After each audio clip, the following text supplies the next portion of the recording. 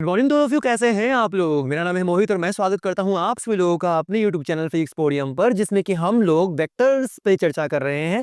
Vector physics का एक बहुत इंपॉर्टेंट टॉपिक है। अगर ये आपको समझ में नहीं आया तो आगे के सारे चैप्टर्स लगभग वीक ही रहेंगे। ठीक है, लास्ट लेक्चर में मैंने आपको चर्चा करवाई थी वेक्टर सब्ट्रैक्शन की। वेक्टर सब्ट्रैक्शन से पहले मैंने आपको वेक्टर एडिशन समझाया था, और आज के लेक्चर में हम लोग उस चीज की बात करने वाले हैं जिसमें मेजॉरिटी ऑफ स्टूडेंट्स को दिक्कत आती है कंपोनेंट लेने में, कि किसी वेक्टर के या किसी भी चीज के कंपोनेंट या रिजोल्यूशन या घटक कैसे लिए जाते हैं।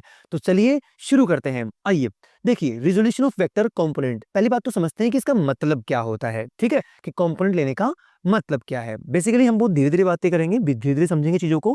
कोई हमको भागादौड़ी करने की आवश्यकता नहीं है, आराम से समझेंगे। अगर आपको वीडियो लेक्चर्स में कोई दिक्कत आ रही है तो आप कमेंट्स के माध्यम से मुझसे बात कर सकते हैं। आप कमेंट कीजिए, मैं उन कमेंट्स का रिप्लाई जरूर करूंगा। ठीक है, चलिए आइए। तो देखिए, सर इसके घटक क्या होते हैं, रेजोल्यूशन ऑफ वेक्टर्स क्या होते हैं। पहली बात तो ये बात याद रखना कि एक वेक्टर अगर कहीं लगता है तो वो अलग अलग डायरेक्शंस में अपनी इफेक्ट दिखाता है। तो सबसे पहले तो बात करते हैं डायरेक्शंस की। सर ये डायरेक्शंस क्या चीज है, डायरेक्शंस क्या चीज है, डायरेक्शंस के बारे में चर्चा करो। डायरेक्शन सर, डायरेक्शन डायरेक्शन रे डायरेक्शन डायरेक्शन। बेसिकली हमको बचपन से सिखाया गया है कि डायरेक्शंस तीन होती है, एक्स वाई और जेड। जबकि ऐसा नहीं है, डायरेक्शन इन्फिनिटी होती है। सर हम तो बस मान लेते हैं तीन डायरेक्शंस। जैसे कि अगर मान लो, मैंने आपको पहले भी सिखाया है, अपने कंधे पर 0,0,0 मानो, इधर की तरफ प्लस एक्स मान लो, यहाँ पर आप मान लो प्लस जेड, और ऊपर मान लो प्लस वाई। तो इस तरीके से हम लोगों ने तीन डायरेक्शंस डिफाइन की है। इधर की तरफ है प्लस एक्स डायरेक्शन, ऊपर की तरफ है प्लस वाई डायरेक्शन। ठीक है, और इसके जस्ट सामने हमने यहाँ क्या मानी है, प्लस जेड डायरेक्शन, जो इन दोनों के प्लेन के परपेंडिकुलर है। तो ये तीन डायरेक्शंस हमने मानी है। बेसिकली तीन ही डायरेक्शंस नहीं होती है भाई साहब, डायरेक्शंस तो इन्फिनिटी होती है। क्या जरूरी है कि मैं इधर ही जाऊं हमेशा? क्या जरूरी है कि मैं ऊपर ही जाऊं हमेशा? क्या जरूरी है कि मैं सामने ही जाऊं हमेशा? भाई साहब मैं तो किधर भी जा सकता हूं यार। क्या मैं इधर नहीं जा सकता? क्या मैं इधर नहीं जा सकता? क्या मैं इधर नहीं जा सकता? क्या मैं इधर नहीं जा सकता? तू इस दुनिया में किसी भी डायरेक्शन में चल सकता है। एक चिड़िया को छोड़ोगे तो वो अलग अलग डायरेक्शंस में जा सकती है। तो जरूरी नहीं कि एक्स वाई जेड के अलावा कोई डायरेक्शंस ना हो। एक्स वाई जेड के अलावा भी बहुत सारे डायरेक्शंस हैं। लेकिन यदि आपको फिजिक्स में काम करना है तो अब मैं बहुत सारे डायरेक्शंस को लेके नहीं चल सकता ना। इसीलिए हमने तीन मेजर डायरेक्शंस डिफाइन कर ली है, एक्स वाई और जेड। अगर आप किसी चौथी डायरेक्शन में चल रहे हैं तो आप उस डायरेक्शन का कंपोनेंट ले लेते हैं। अब आज ये कंपोनेंट क्या लेते हैं, जैसे कि अगर मान लो मैं आपसे ये कहूं कि एक बॉडी है, ये एक बॉडी है, और इस बॉडी पर इधर की तरफ कोई फोर्स लग रहा है 10 न्यूटन का। ठीक है, इधर की तरफ कोई फोर्स लग रहा है 10 न्यूटन का। अब अगर मैं आपसे पूछूं कि बताओ ये एक्स में जा रही है कि वाई में जा रही है कि जेड में जा रही है, तो अब आप ये कहेंगे सर देखो, हमने ना जो एक्स डायरेक्शन मानते हैं वो इधर की तरफ मानते हैं, वाई जो मानते हैं वो इधर की तरफ मानते हैं। तो अगर एक्स इधर है और वाई इधर है तो ये एक्स और वाई के बीच में जा रही है। बिल्कुल, मतलब इस बॉडी को ये 10 न्यूटन का फोर्स एक्स और वाई के बीच में खींच के लेके जा रहा है। पहले तो ये 0,0 पर थी, यहाँ पर थी, लेकिन कुछ टाइम के बाद में ये यहाँ आ गई। अब यहाँ आ गई, इसका मतलब ये एक्स वाई प्लेन में कहीं ना कहीं पहुंच गई है। मतलब इस फोर्स ने इसको एक्स में भी आगे खींचा है और वाई में भी आगे खींचा है। ध्यान से समझना, क्या यहाँ पर आने के पहले 0,0 कंपोनेंट थे, यहाँ पर आने के बाद में इसके एक्स और वाई दो कंपोनेंट आ गए। इसके पास एक्स कंपोनेंट भी आ गया और वाई कंपोनेंट भी आ गया। इसका मतलब इस फोर्स ने इसको एक्स में भी खींचा है और वाई में भी खींचा है, मतलब बीच में खींच के लेके जा रहा है। इसका मतलब सर ये फोर्स एक्स और वाई दोनों में अपना इफेक्ट दिखा रहा है। बॉडी को एक्स में भी लेके जा रहा है और वाई में भी लेके जा रहा है। तो हम इसको बोलेंगे इस फोर्स का कोई ना कोई इफेक्ट तो है एक्स में, और इस फोर्स का कोई ना कोई इफेक्ट है वाई में। इस तरीके से अगर ये बीच में लेके जा रहा होता तो जेड में भी ये इफेक्ट आता। इस तरीके से हम कह सकते हैं कि रिजोल्यूशन का मतलब नथ कुछ भी नहीं होता। रिजोल्यूशन का मतलब सिर्फ इतना होता है कि कोई वेक्टर कितनी डायरेक्शंस में अपना इफेक्ट दिखा सकता है। कोई वेक्टर कितनी डायरेक्शन में अपना इफेक्ट दिखा सकता है। कोई वेक्टर कितनी डायरेक्शंस में, कितनी डायरेक्शंस में अपनी औकात दिखा सकता है। अपनी औकात दिखा सकता है मतलब अपना इफेक्ट दिखा सकता है, औकात दिखाता है। अब बेसिकली डायरेक्शन इन्फिनिटी होती है। मैंने अभी बताया कि एक्स वाई जेड तो केवल तीन डायरेक्शन फिक्स किए मैंने, जबकि इसके अलावा भी बहुत सारे डायरेक्शंस हैं। और अगर बहुत सारे डायरेक्शंस हैं तो अगर डायरेक्शंस बहुत सारी हैं तो फिर वेक्टर के तो कंपोनेंट भी बहुत सारे होंगे। वो अलग अलग डायरेक्शंस पे अपनी इफेक्ट दिखा सकता है। तो हाँ, बिल्कुल सही बात है। किसी भी वेक्टर के, अगर कोई वेक्टर होता है तो उस वेक्टर के इन्फिनिटी कंपोनेंट्स आते हैं, इन्फिनिटी कंपोनेंट्स आते हैं, वो इन्फिनिटी डायरेक्शंस में अपनी इफेक्ट दिखा सकता है, ठीक है? लेकिन सर हम ना इन्फिनिटी कंपोनेंट्स निकालते नहीं हैं, हम केवल वो कंपोनेंट्स निकालते हैं जो एक दूसरे के परपेंडिकुलर हैं। जैसे ये एक्स और वाई, ये एक दूसरे के परपेंडिकुलर थे। इस फोर्स का तो इधर की तरफ भी एक कंपोनेंट आ रहा था, इधर भी कंपोनेंट आ रहा था, इधर भी कंपोनेंट आ रहा है, इधर भी कंपोनेंट आ रहा है, लेकिन हमने उन कंपोनेंट को कंसिडर किया ही नहीं। हमने तो केवल वो कंपोनेंट लिए जो एक्स और वाई में थे, और आपको पता है एक्स और वाई डायरेक्शन एक दूसरे के परपेंडिकुलर है, इसलिए एक्स और वाई डायरेक्शन के जो कंपोनेंट्स होते हैं उनको कहते हैं लंबवत घटक या फिर ऑर्थोगोनल या रेक्टेंगुलर कंपोनेंट। तो हम यहाँ पर एक बात कर सकते हैं कि सर एक्स एंड वाई और जेड डायरेक्शन के जो कंपोनेंट होते हैं, के जो कंपोनेंट होते हैं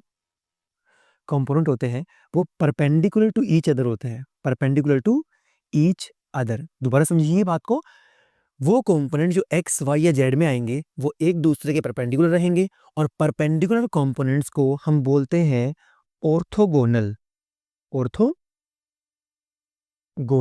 या फिर rectangular component, rectangular components, rectangular components. और अगर मैं इसको हिंदी में कहना चाहूँ तो इनको हिंदी में कहते हैं लंबकोणीय घटक, लंबकोणीय घटक, लंबकोणीय घटक। कई लोगों की शिकायत रहती है कि सर घटक लेना नहीं आता है, तो वो घटक यही है, घटक लेना सिखाता हूं मैं आपको। जैसे अगर हम बात करें, थोड़ा सा आगे बढ़ते हैं, मैं आपसे ये कहूं कि सर देखो ना, ये एक्स डायरेक्शन है और ये वाई डायरेक्शन है। बेसिकली एक्स डायरेक्शन को दिखाने के लिए हम लोग आई कैप का इस्तेमाल करते हैं। आई कैप यूनिट वेक्टर है एक्स को दिखाने वाला, इधर हम लोग जे कैप बना देते हैं, जे कैप यूनिट वेक्टर है वाई को दिखाने वाला।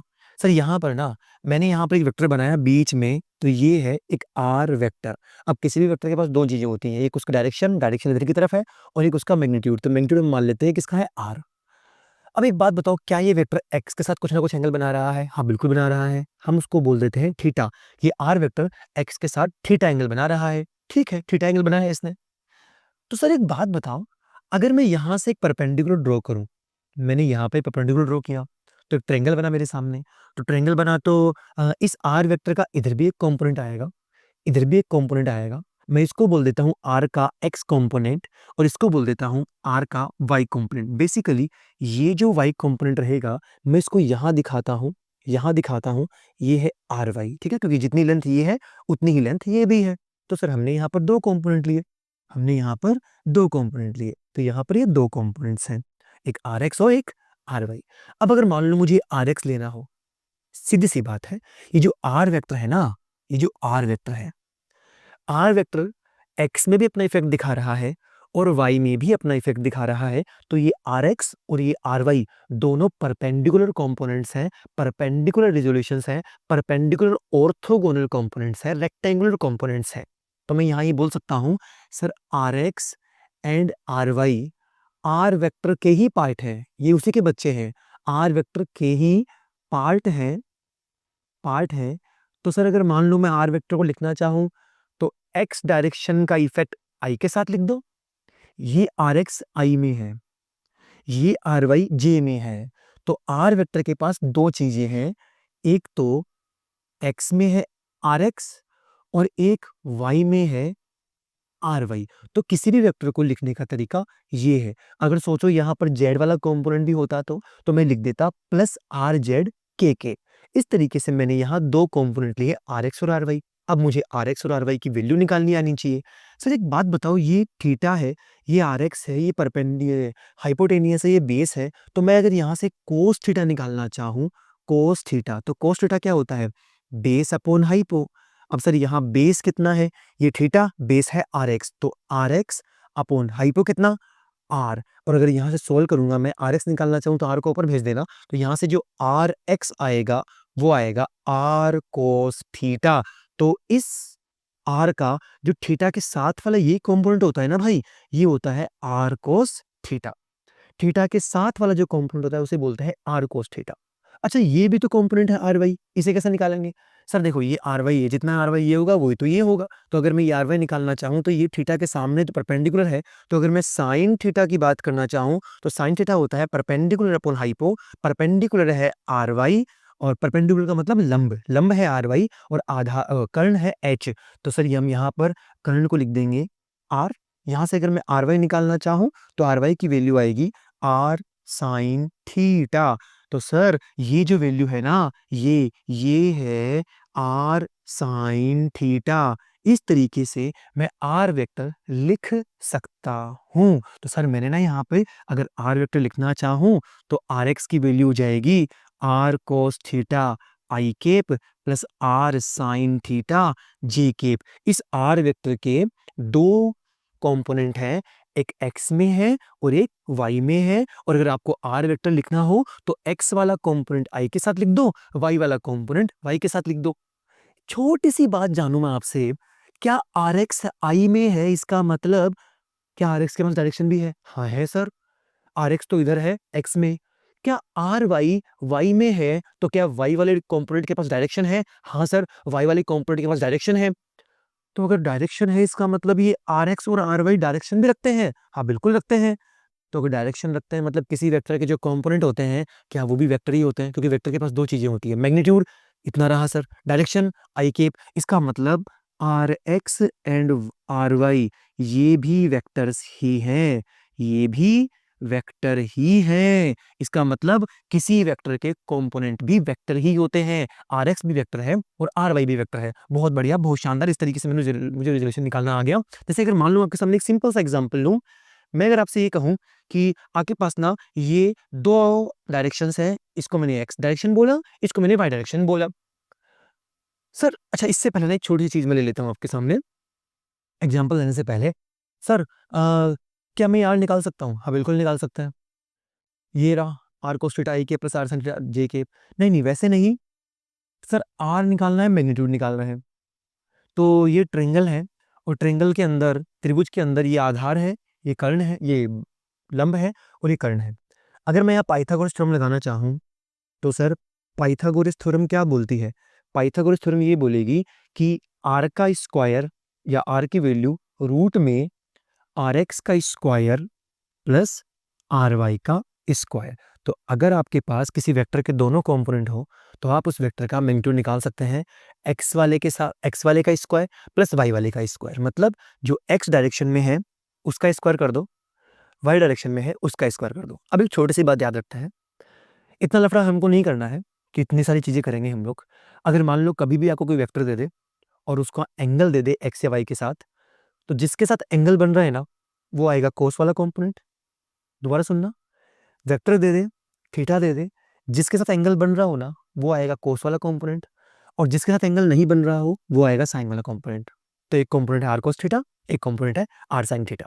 जैसे कि अगर मान लो मैं आपसे एक एग्जांपल पूछूं, मैंने एग्जांपल लिया, एग्जाम्पल आपके लिए मैं यहाँ एग्जाम्पल लेके आ रहा हूँ। तो पहले जब मैं एग्जाम्पल लिख दूं तो पहले खुद सोल्व करो उस एग्जाम्पल को, फिर जब मैं करवाऊं तो फिर देखो कि आपने सही किया कि गलत किया। इसी से तो गलतियां पकड़ में आएगी ना भाई। देखो ज्यादा पढ़ने से और बार बार पढ़ने से मतलब नहीं है, अपनी गलतियों को दूर करना होगा। क्योंकि एग्जाम में सिली मिस्टेक बहुत होती है। एग्जाम में सभी लोगों को फॉर्मूले याद होते हैं, सभी लोगों को कंसेप्ट भी आता है, प्रोसेस भी आता है, लेकिन हम जाने अनजाने में पता नहीं कहाँ पर सिली मिस्टेक करके आते हैं।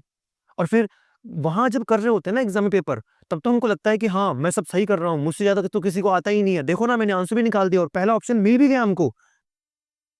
लेकिन जब घर पे आके चेक करते तो लगता है अरे यार साले तो गलत हो गया। गलत इसलिए होगा क्योंकि मैं कैलकुलेशन मिस्टेक करके आ गया, या फॉर्मूले के अंदर प्लस लेना था माइनस लगा के आ गया, या फिर मैंने पढ़ा ही नहीं कि राइट स्टेटमेंट पूछा है कि रॉन्ग स्टेटमेंट पूछा है। तो ये सारी सिली मिस्टेक्स हैं और बच्चे को अपनी सिली मिस्टेक पता होती है। उन सिली मिस्टेक्स को हम लोग दूर नहीं कर सकते हैं, उन सिली मिस्टेक्स को आप ही दूर करेंगे। आपके प्रयास से ही, आपकी प्रैक्टिस से ही वो सिली मिस्टेक दूर हो सकती है, हमारे प्रयास और हमारे प्रैक्टिस करने से नहीं होगी। कई बच्चे क्या करते हैं कि बार-बार उन्हीं चीज़ों को डाउट्स पूछते हैं। देखो यार डाउट पूछना गलत बात नहीं है, लेकिन फ़ॉर्मूले आपने सही लगा रखे हैं, आपने मेथड सही लगा रखा है, लेकिन आंसर आपका गलत आ रहा है, इसका मतलब ये है कि आपने कैलकुलेशन मिस्टेक की है और कैलकुलेशन मिस्टेक गणित है और गणित प्रैक्टिस से ही सुधरेगी। ठीक है? चलिए आइए बात करते हैं। मैंने ये कहा कि ये सर 2 डायरेक्शंस हैं और यहाँ पर ना एक 15 न्यूटन का फोर्स लग रहा है और ये बी वेक्टर है, 15 न्यूटन का फोर्स लग रहा है और ये एंगल है 37 डिग्री। ठीक, तो बताइए इस वेक्टर को लिख के बताओ मुझे, तो इस वेक्टर को लिखो और इसका मैग्नीट्यूड निकाल के बताओ। मैग्नीट्यूड तो 15 है इसका, बट इसका आर एक्स और आर वाई निकाल के बताना है। आर एक्स आर वाई का मतलब बी एक्स कितना है और बी वाई कितना है, मतलब एक्स में इसका कितना कंपोनेंट है और वाई में कितना कंपोनेंट है। ये वाई है और ये एक्स है। और वेक्टर भी लिखना है, जिसमें लिखा था ना आर एक्स आई के। अरे सर वेक्टर तो लिखना आता है हमको। अगर मैं बी वेक्टर लिखना चाहूँ तो मैं लिखूंगा बी एक्स आई के प्लस बी वाई जे के। बी एक्स निकाल लो, बी वाई निकाल लो, आई और जे के साथ लिख दो, हमारे पास वेक्टर आ गया। मैग्नीट्यूड दे ही रखा है 15। तो चलिए बी एक्स और बी वाई निकाल के बताइए। वीडियो को पॉज कीजिए और बी एक्स और बी वाई निकाल के बताइए। केवल देखने से काम नहीं चलेगा, मेहनत भी करनी पड़ेगी। जब तक मेहनत नहीं करेंगे तब तक नहीं होगा हमारा भला। मेहनत करने वालों की कभी हार नहीं होती है भाई साहब। ठीक है, मेहनत करना पड़ेगी, आपको प्रैक्टिस करनी पड़ेगी। आपने जो सपने बना रखे हैं वो सपने इतने कमजोर नहीं है और वो सपने इतने सस्ते भी नहीं है कि बस हम उसके लिए मेहनत ही ना करें। मेहनत करनी पड़ेगी। चलिए बताइए। देखिए मैंने आपको समझाया था, अगर किसी वेक्टर के कंपोनेंट निकालने हो, उसका इफेक्ट निकालना हो एक्स और वाई में, तो जिसके साथ एंगल बन रहा हो उधर cos थीटा लेना है और जिधर एंगल नहीं बन रहा हो उधर साइन लेना है। तो इधर की तरफ जो कंपोनेंट आएगा, इधर की तरफ जो कंपोनेंट आएगा, इधर की तरफ जो कंपोनेंट आएगा, इधर की तरफ, उसे हम क्या लिखेंगे? बी कॉस 37 और बी की वैल्यू 15। तो 15 cos 37 4/5, 5 से काटोगे 3 बार कटेगा, 3 इंटू 4 12। तो इसका जो x कंपोनेंट है वो 12 आया। अच्छा ऐसे ही y वाला कंपोनेंट, सर y वाला कंपोनेंट हो जाएगा b साइन 37। b की वैल्यू है 15, साइन 37 3/5, 3 बार कटेगा 9 आ गया। तो x वाला कंपोनेंट है 12, x वाले कंपोनेंट को i के साथ लिखेंगे और y वाले कंपोनेंट को j के साथ। तो लीजिए ये कंपोनेंट आ गया 12 और ये कंपोनेंट आ गया 9। तो दोनों कंपोनेंट आ गए हमारे पास। अब वेक्टर लिख दो। बी वेक्टर लिखना चाहो तो ये हो जाएगा बी एक्स मतलब 12 आई केप प्लस 9 जे केप। लो भाई साहब मैंने ये वेक्टर लिख दिया। ठीक, एक एग्जांपल और। मैं आपसे एक एग्जांपल पूछूं, मैं आपसे एक एग्जांपल पूछूं। अच्छा एग्जांपल है। यहां पर मैंने एक ब्लॉक रखा, 10 केजी का ब्लॉक है, सरफेस पे रखा हुआ है। उस पे फोर्स लग रहा है इधर की तरफ। ये फोर्स लगाया हमने एक 10 न्यूटन का फोर्स लगा। ठीक है, और ये जो एंगल है ये मैंने दिया 30 डिग्री का। बहुत बढ़िया। तो सर पता नहीं कितने एंगल पे लग रहा है। अब एक चीज सोच यार, अगर किसी ब्लॉक को तिरछा धक्का मारोगे, ऐसे ऐसे धक्का मारोगे, तो वो आगे भी जाना चाहेगा और नीचे भी दबेगा, मतलब दबेगा और आगे भी जाना चाहेगा। पर हम तो आगे धक्का ही नहीं मार रहे हैं, हम तो किसी एंगल पे मार रहे हैं। इसका मतलब इस फोर्स ने आगे की तरफ भी अपना इफेक्ट पैदा किया है और नीचे की तरफ भी अपना इफेक्ट पैदा किया है। तिरछा फोर्स है, ठीक है। और अगर तिरछा फोर्स है तो ये इधर भी लेके जा रहा है इसको और नीचे भी लेके जाना चाहता है। चलिए ऐसे क्वेश्चन को कैसे सोल्व करते हैं इसकी प्रैक्टिस करते हैं। आइए, यहां पर खराब करने की आवश्यकता नहीं है डायग्राम को। आप लोग यहीं पर ही ना कंपोनेंट ले लो। कंपोनेंट कैसे लेते हैं समझाता हूं मैं। देखो सर, यहां पर एक लाइन ड्रॉ कर दो। ठीक, ये 30, तो क्या अल्टरनेट एंगल से ये भी 30 हो गया? बिल्कुल। अभी अभी सिखाया है, जिसके साथ एंगल बने वो एक्स का कंपोनेंट और जिसके साथ एंगल ना बने वो वाई का कंपोनेंट। सर एंगल बन रहा है इस लाइन के साथ, तो इधर जो कंपोनेंट आएगा ना वो आएगा 10, इसकी वैल्यू 10 है, cos 30। ओके, और नीचे जो कंपोनेंट आएगा ना, दूसरा कंपोनेंट, परपेंडिकुलर आएंगे दोनों कंपोनेंट, इधर और इधर, ऑर्थोगोनल कंपोनेंट है, रेक्टेंगुलर कंपोनेंट है। ये आएगा 10 cos, सॉरी 10 sin 30। इसकी वैल्यू आएगी 10 इंटू √3/2 5√3 और इसकी वैल्यू आएगी 10 इंटू 1/2 5। मतलब बेसिकली ये दोनों फोर्स मिलकर इस ब्लॉक पर दो तरीके से फोर्स लगा रहे हैं। ये ब्लॉक था हमारे पास, एक फोर्स तो आ रहा है ऊपर से नीचे, आपने लगाया तिरछा फोर्स, तो तिरछा फोर्स लगाने से एक फोर्स तो नीचे आया और एक फोर्स आगे लगा। नीचे जो फोर्स आया वो 5, मतलब 5 न्यूटन का फोर्स तो नीचे दबा रहा है इसको, और 5√3 वाला फोर्स इसको लेके जा रहा है आगे। ये 5√3 वाला फोर्स आ गया। इस तरीके से रिजोल्यूशन हमारे काम में आता है। ठीक है, सिंपल सिंपल एग्जांपल और लेना चाहूं मैं, अगर मान लो मैं आपके सामने एक और एग्जांपल बोलूं रिजोल्यूशन का। ठीक है, तो रेजोल्यूशन का एक और एग्जांपल बोलूं मैं कंपाउंड लेने का। भाई साहब देखो, ये है ऐसा कुछ, मैंने ये कहा कि ये तो x है, ये y है, और इधर की तरफ एक बॉडी थी यहाँ पर, और इस बॉडी पर इधर की तरफ फोर्स लग रहा है 50 न्यूटन, इधर की तरफ फोर्स लग रहा है कुछ भी मान लेते हैं 10 न्यूटन, और नीचे फोर्स लग रहा है 20 न्यूटन। अब एक ही बॉडी पर तीन तीन फोर्स लग रहे हैं। एंगल भी दे देता हूं मैं आपको। ये एंगल मुझे दिया 53 डिग्री, ये एंगल दिया 37 डिग्री, और तुमसे बस ये पूछा कि इस पर नेट फोर्स किधर आएगा। एक फोर्स इधर, एक नीचे, तो नेट फोर्स बता दो, नेट फोर्स किधर आएगा।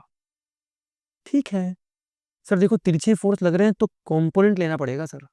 ये 50 न्यूटन इसको एक्स में भी लेके जाना चाहता है और वाई में भी लेके जाना चाहता है। ये 10 न्यूटन इसको इधर भी लेके जाना चाहता है, इधर भी लेके जाना चाहता है, और 20 वाला तो बेचारा नीचे लेके जाना चाहता है। अच्छा, तो सर 50 के कंपोनेंट लो सर आप, 50 के कंपोनेंट लो। 50 का इधर कंपोनेंट कितना आएगा, जिसके साथ एंगल बनता है उसको कोस का लेते हैं, और अदर साइड वाला साइन के साथ आता है। तो मैं इसको लिखूंगा 50 इंटू कोस 53, और कोस 53 की वैल्यू होती है 3/5, ये कटेगा 10 टाइम्स, तो ये आ जाएगा 30। ऊपर की तरफ इसका जो कंपोनेंट आएगा वो आएगा 50 इंटू साइन 53, और साइन 53 की वैल्यू आती है 4/5, ये कटेगा और ये आ जाएगा 40। इसको साथ साथ इधर बना लेता हूं मैं कि सर देखो, नीचे वाले का तो कोई कंपोनेंट आएगा नहीं क्योंकि 20 वाला तो नीचे ही लग रहा है, ये तो वाई में ही है।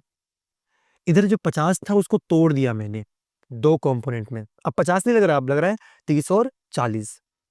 तो इधर की तरफ लग रहा है 30, ऊपर लग रहा है 40। ठीक, अच्छा चलो इसकी बात करते हैं। 10 का इधर कंपोनेंट, तो आप लिखोगे सर 10 जिसके साथ एंगल बनता है उसे कोस के साथ, और जिधर की तरफ नहीं बनता है उन्हें साइन के साथ। तो 10 कोस 37, 10 इंटू कोस 37 की वैल्यू 4/5, 2 बार कटेगा, ये आएगा 8। मतलब इधर की तरफ आया 8, लिख लेते हैं भाई साहब, इधर आया 8। अच्छा ऊपर, सर ऊपर आएगा 10 साइन 37, और साइन 37 की वैल्यू कितनी होती है 3/5। ठीक है, और 3/5 कितना हो जाएगा 6, तो सर ऊपर आया 6। ठीक, अब बताओ नीचे 20 से खींच रहा है कोई, ऊपर खींच रहा है 40 + 6 से, तो ऊपर 46 नीचे 20, नेट फोर्स कहाँ आएगा, जीतेगा कौन, 46 की 20, 46, तो कितना आ जाएगा ऊपर 26, तो सर ऊपर आ गया 26। अच्छा, क्या हुआ, कुछ दिक्कत हुई क्या अभी? ठीक है, ये 26। अच्छा, इसका काम हो गया, मतलब ऊपर आ गया 26, इधर खींचना था वो 8 से, उधर 30 से, तो रिजल्टेंट कहाँ आएगा, इधर कितना 24। मतलब कोई खींच रहा है 24 से इधर, और कोई खींच रहा है 26 से ऊपर, तो बॉडी जाएगी कहाँ, ऊपर कि इधर की बीच में, बीच में, तो सर बीच में जाएगी। बिल्कुल सही बात है, बीच में जाएगी सर। कितने फोर्स से जाएगी सर, ये है नीट फोर्स। ठीक है, अब एक बात बताओ, नेट फोर्स के पास एक कंपोनेंट है एक्स में, एक कंपोनेंट में वाई में, तो क्या मैं इसे ऐसे लिख सकता हूं कि, क्या हो गया बे,